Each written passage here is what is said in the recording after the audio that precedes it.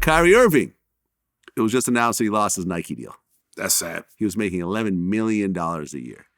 He actually played the other night, and he wore his sneakers, but he put tape over them and said, "I am free. Thank you, God. I am." Yeah. That's sad, man. That was a public lynching. So you think it was a public lynching? Absolutely. So you think it was totally unfair what happened to him? Yes. Okay. Like he like Dave echoed, he didn't put a caption on the movie. He simply just said he watched it. Well, he put a link to it. Okay. Yep. Now listen, I saw the movie. Okay. Woo! You saw the movie. Jesus. That shit's long. 4 hours? It was 3.5. It was a tough watch. And here's my thing, and I said this on my podcast. Of course you want to be as knowledgeable as you can. You would love to be the smartest guy in the room. To thumb your nose down at learning would be ridiculous. Yeah. But at some point, as I'm watching this, I'm going, this is a lot of information. And unless I'm a contestant on Jeopardy, where I need to know this to answer these questions, or unless I'm an educator and I'm specifically teaching this for a course, what do I do with this information? How does this enhance my life? At the end of the day, let me give you the Cliff Notes. What I got from this, which is what I think all Black people already know. Black people are the shit. The end. That's the movie. We started civilization. We invent culture. We quick. We got swagger. We got slang. Everybody steals from us. Like Paul Mooney said, everybody want to be a nigga, but don't nobody want to be a nigga. Black people are the shit. The end. Okay. I didn't need to see this movie to feel prideful about who I am as a Black man in America. Well, look, I believe that when Kyrie looked at this movie, and I'm not sure that he watched the whole 3.5 hours. It's tough. He still has a full-time job playing basketball and all. You know what I'm saying?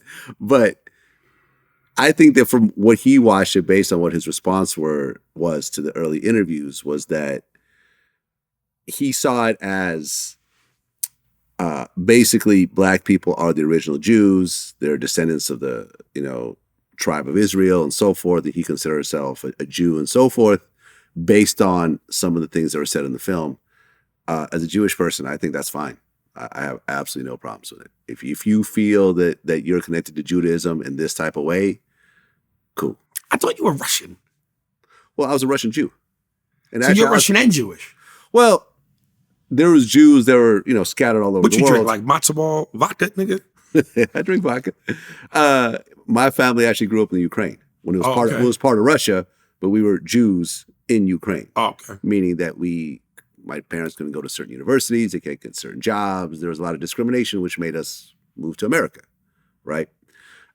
So in terms of what Kyrie feels about being the roots of Judaism, in terms of what the Black Israelites feel and so forth, I'm 100% for it, man. If this is how you feel your connection with God is, and this is what you feel your heritage is, cool.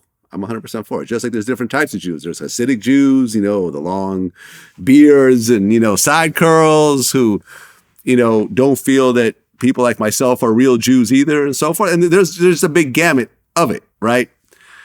But from everyone I've talked to, and I haven't watched the film yet, but I've had long discussions with people like Van Lathan, who was here yesterday, who saw the film from beginning to end. We talked about specific things that were problematic in that film. At the end of the day, if I posted a film and in that film it said that, slavery didn't really happen in America, that Black people worship the devil and they're evil and so forth, and there's a whole bunch of other cool stuff in there that's really uplifting, but there's those parts in it, I think I would get the same treatment as Kyrie Irving as a public figure. In fact, it might have even been worse. You know what I'm saying? No. You don't think so? White people. What happened to Roseanne Barr? What happened to Roseanne Barr the day she tweeted that? You know what I'm talking about, right? Finally. Black people have been ridiculed for so long publicly by white entertainers and have gotten away with it, or certainly not have been made to go through what black entertainers have had to go through to make amends. You know, so, you know, because one slips through the cracks, or Roseanne, or this person. Well, Roseanne Barr, Roger Sterling, who lost his team. The owner of the Phoenix Suns, who lost his team. All of this is recent. Black people have been fucked with since way before recent. Kramer. Okay. Was it Terry Richardson? His name? Yeah. Kramer's real name. Let me make sure. Richards. Michael Richards. Michael Richards. Sorry. Yeah. My bad. They're talking about someone else. Yeah. And what you're Michael saying, wait. What you're saying now too? Yes. Michael Richards, Roseanne. How long ago was that? Was Michael Richards was like, what, 16, 17 years ago? Okay. That was a long time ago. That was before Flat TV. Okay, but you know what? Now we're getting it on film. Right. It's been existing way before film. No, I got it. I'm not saying it hasn't been historically fucked up. But I'm saying is that Michael Richards, who was part of the biggest, TV franchise almost in history. I know where you're going with this. His entire career ended after that video came out. Let's As stop. it should, because he said some fucked up shit. Vlad, let's be honest. His career ended the moment Seinfeld walked away. He could have still had a career after. No, he couldn't have. Because remember, he was given his own show after, and it tanked. Okay. But look at the other people on that show. Can I explain something to you about Hollywood? Okay. Go ahead. When you're that character, coming through the door,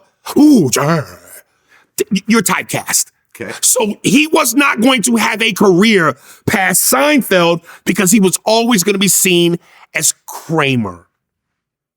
And listen, that meltdown that he had at the Laugh Factory.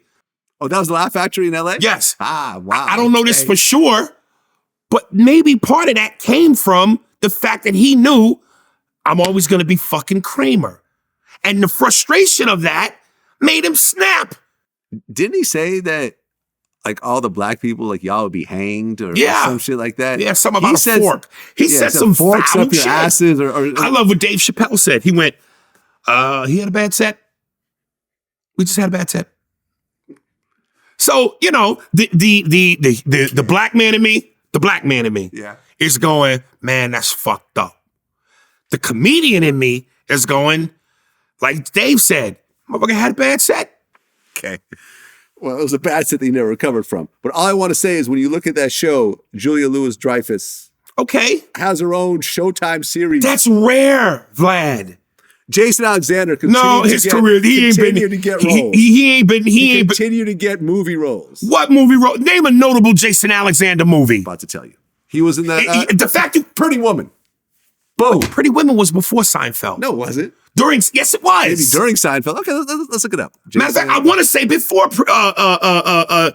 Let's look it up. It wasn't after Seinfeld. That was a major film, though. Yes, it was. But anything prior to? Hold on. Pretty Woman came out in 1990. When did Seinfeld come out? Okay, I see where you're going with this. It starts in 89. So yeah, this is at the height. Nigga, I know my shit. Stop trying to tell me about Hollywood and black shit. I've been doing this shit for 32 years. I've done my homework. I'm a student of this motherfucker. I mean, he's been in a ton of movies. But nothing notable. Nothing that would... Listen. Okay. If Jason Alexander had been someone who could have been a major star, carry movies, be the lead, he would have. Larry David. Larry David from Curb Your Enthusiasm? Yeah, he was the main writer. He was the co-writer of Seinfeld. Right. What's your point? I'm saying that people from that show went on to have But Larry David is not a George Clooney, a Will Smith, a Denzel. Curb Your Enthusiasm is a big fucking show. It's a big television hit. A huge television hit. Okay, it ain't a movie star. Seinfeld ain't a movie star. No, he's not. He's a TV star. All right. But he's still a star. Okay. But there's levels to this shit. You think Seinfeld, if he could be, you don't think he wants to be a movie star? Of course he does. Well, it seems like with someone like Seinfeld, he made so much money off that fucking show that he essentially just retired after that. What a nice problem to have.